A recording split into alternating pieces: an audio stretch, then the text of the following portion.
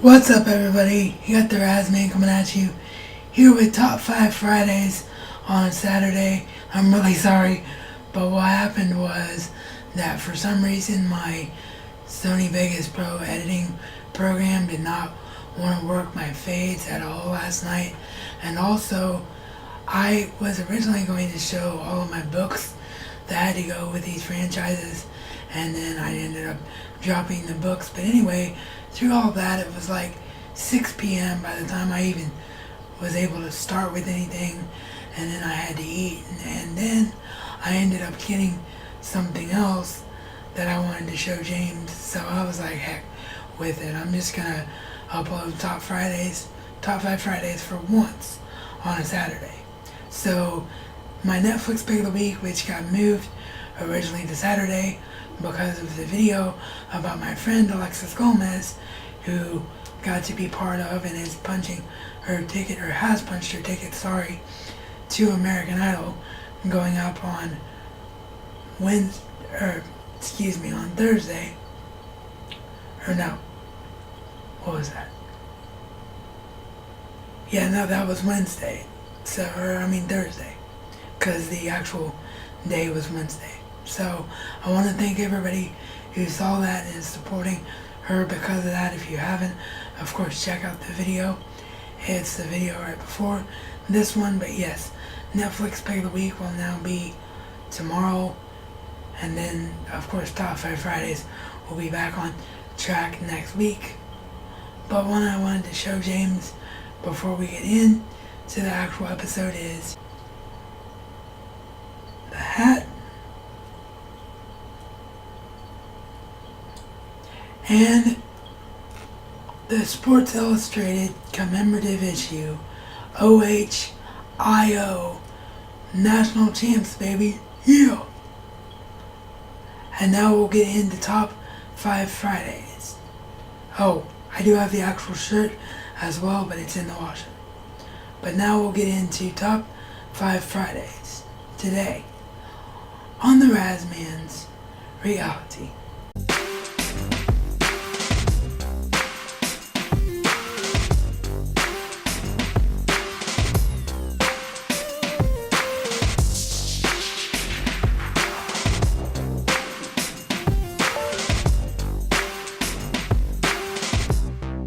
So, at number 5, we have the only franchise that I can't physically show from owning, which I'll explain why, but it is Game of Thrones.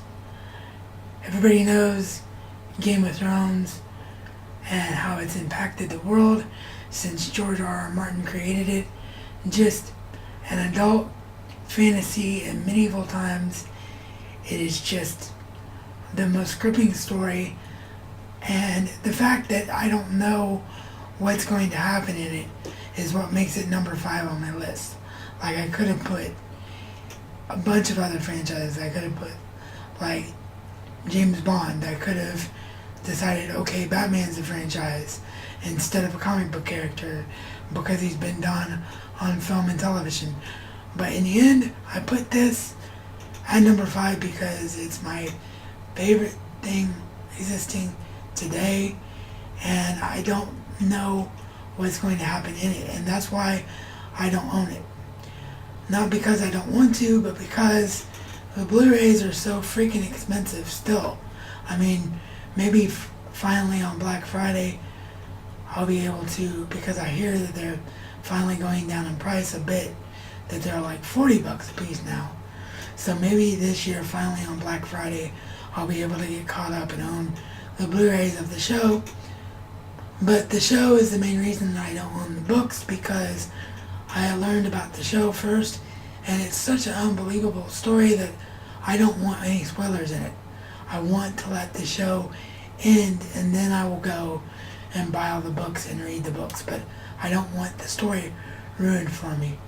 Everybody knows about Game of Thrones. Everybody has their favorite Game of Thrones house. So yeah, that is Game of Thrones at number 5.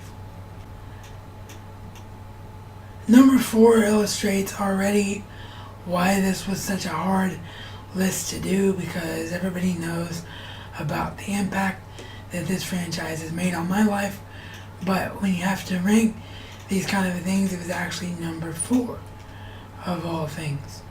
But of course it is the Teenage Mutant Ninja Turtles, which began, of course, with the original black and white comics, the 80s and 90s cartoon, where I think the majority of the world first knew about the characters,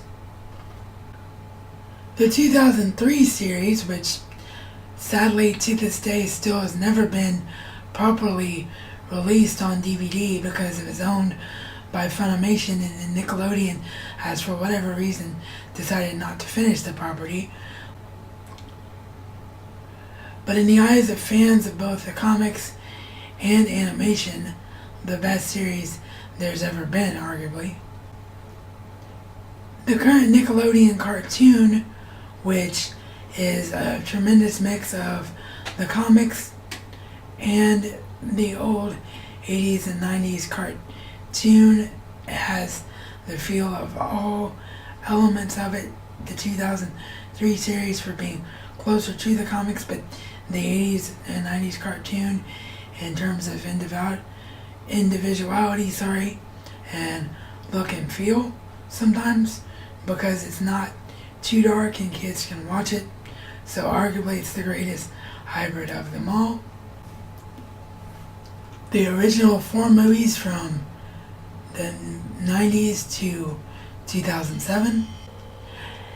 And finally, of course, the new 2014 film. So yeah, who didn't love or doesn't love still the Teenage Mutant Ninja Turtles, Heroes in a Half Shell, Turtle Power, Go Green Machine at number 4.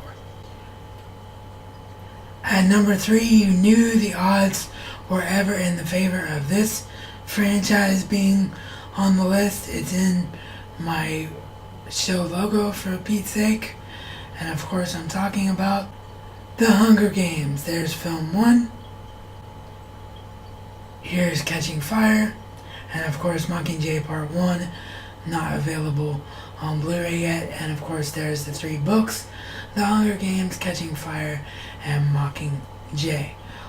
I love the Hunger Games stories, not just because Jennifer Lawrence is my favorite actress alive today, but because the stories, I think, are incredibly gripping, and they tell the story of a world that I don't think we're too far away from if things continue the way they're going, and how the human race has to rise up, and survive from it. So I'm just a big fan of it. I can read that series over and over again, as I have done. I can watch these films over and over again, as I have done. So yes, that's The Hunger Games at number 3. At number 2, you have, represented by the series that made me a fan of the franchise, The Next Generation, Star Trek. Who doesn't love Star Trek? Who doesn't love the idea of space exploration, meeting all kinds of different aliens and different species, and living in a utopia, futuristic world where no one hates each other and your only conflict comes from things you don't understand. The Star Trek franchise, I've said it before and I'll say it again, is hugely responsible for the person I am today and my outlook on life.